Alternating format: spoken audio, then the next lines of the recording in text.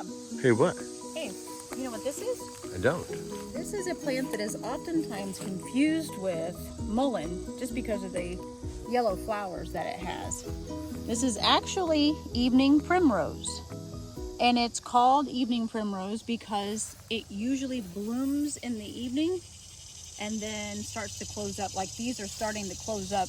They're about midday and they're starting to close up. So evening primrose blooms in the evening and it only blooms once. These are yesterday's flowers and these are probably, a couple days ago.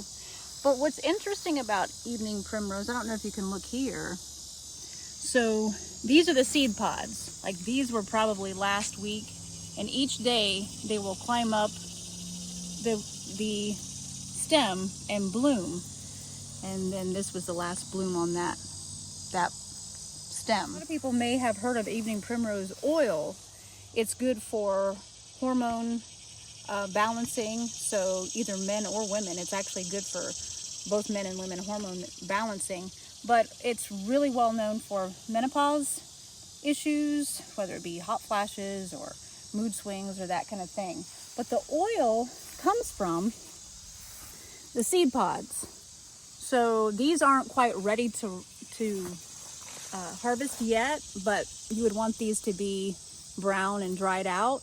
But I'm going to pull one off and show you. Inside the seed pod is the seeds.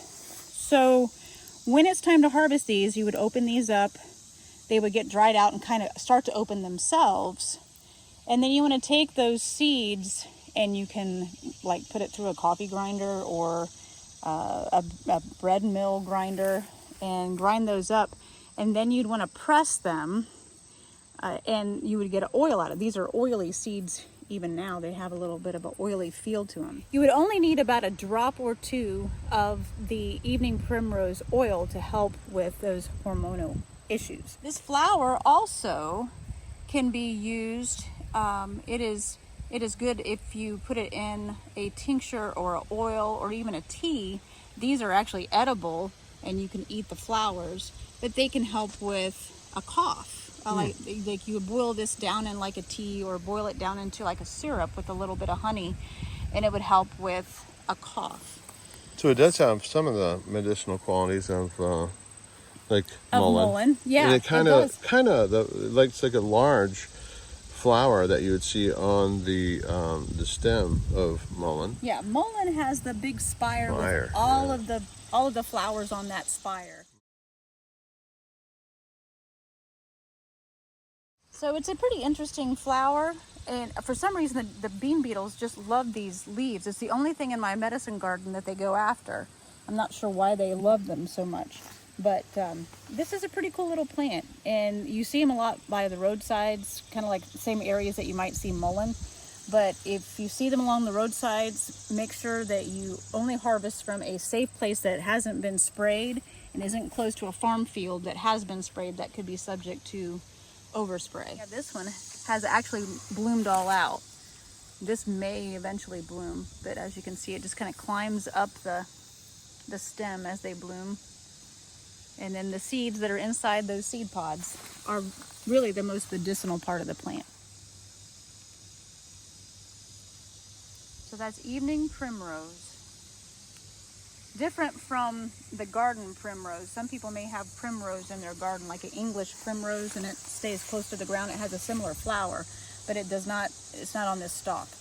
So there's two different flowers: regular primrose and evening primrose. It's two different things. And the whole plant is actually edible, and it has nutritional value.